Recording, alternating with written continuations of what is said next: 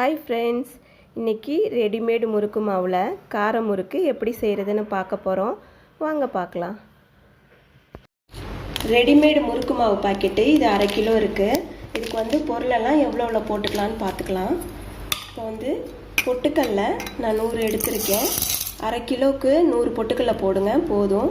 இப்போ இதை நைஸாக அரைச்சிக்கலாம். நல்லா அரைச்சாச்சு. இப்போ இதை ஜலிச்சுக்கலாம்.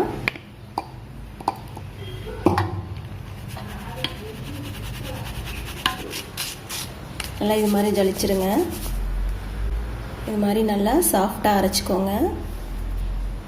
பொட்டுக்கல்லை அரைச்சோம்ல, அந்த மிக்சியிலேயே நம்ம ஜலிச்சதில் மீந்த பொட்டுக்கல்லையை இதில் போட்டிருக்கேன். இதில் இது மாதிரி 5-6 பூண்டு பல் போட்டுக்கோங்க. இப்போ இதை நல்லா தண்ணி ஊற்றி நைஸாக அரைச்சிருங்க. இப்போ இந்த பேக்கெட் பிரித்து இந்த மாவையும் சேர்த்துக்கலாம்.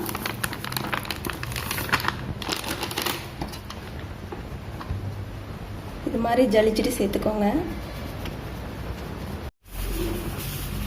நல்லா ஜலிச்சாச்சு. இதில் எள்ளு 1 ஸ்பூன் போட்டுக்கோங்க. ஜீரகம் 1 ஸ்பூன் போட்டுக்கோங்க.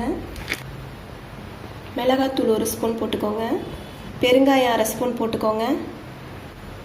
பூண்டு அரைச்சோம் இல்லையா, அந்த பூண்டையும் இதில் போட்டுக்கோங்க.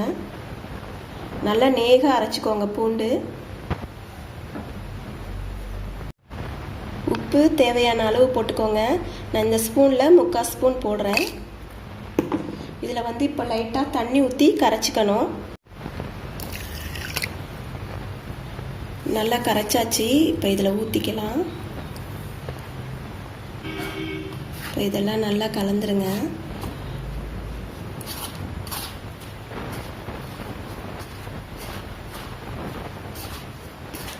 இப்போ இதில் 2 ஸ்பூன் வெண்ணெய் சேர்த்துக்கிறேன். இது மாதிரி உருக்கிட்டு சேர்த்துக்கோங்க. இதையும் நல்லா கலந்துருங்க.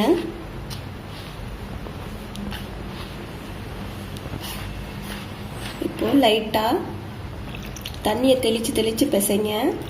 ரொம்ப ஊற்றிடக்கூடாது. இது மாதிரி நல்லா தெளித்து விட்டு பிசைஞ்சுக்கோங்க.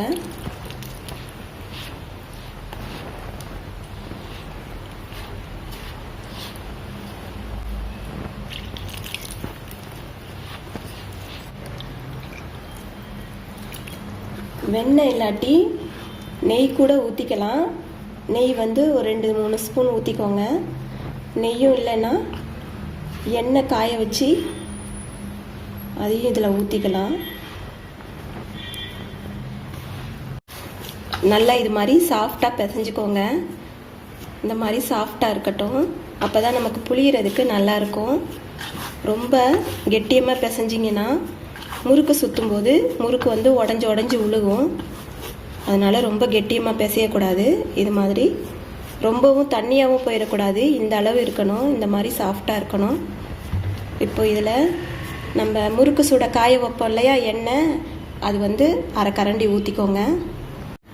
நல்லா ஹீட்டான எண்ணெயாக ஊற்றுனீங்கன்னா முறுக்கு நல்லா மொறுன்னு வரும். அதனால் நல்லா கொஞ்சம் சூட ஏறினோன்னே இந்த மாதிரி எடுத்து ஊற்றிக்கோங்க.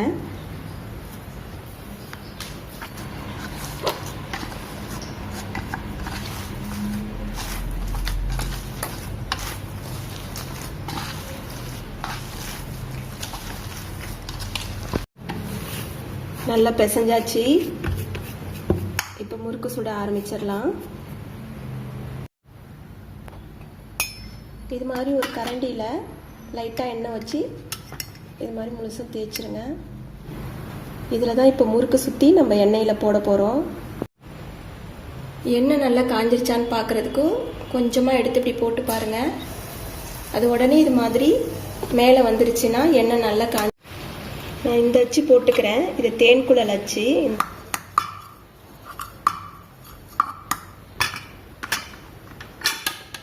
இது மாதிரி முறுக்கு உலக்கில் சுற்றி எண்ணெய் தேய்ச்சிருங்க. அப்போ தான் நமக்கு ஒட்டாமல் வரும். புளியவும் ஈஸியாக இருக்கும். இது மாதிரி எண்ணெய் தேய்ச்சிக்கோங்க. இப்போது இந்த மாவுலேருந்து இது மாதிரி எடுத்து உருட்டிக்கோங்க. இது மாதிரி அரைச்சிக்கோங்க. அப்போ நான்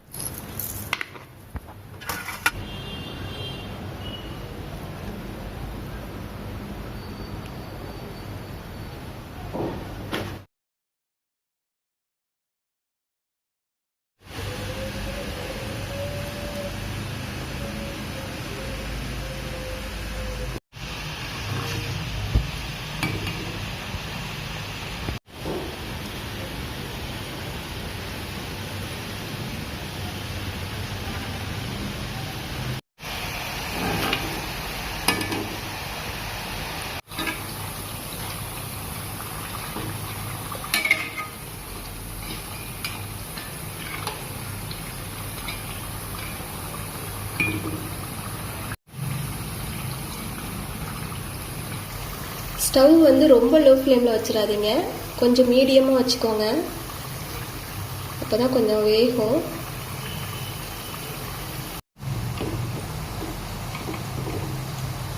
சலசலப்பு அடங்கினோன்னே எடுத்துருங்க.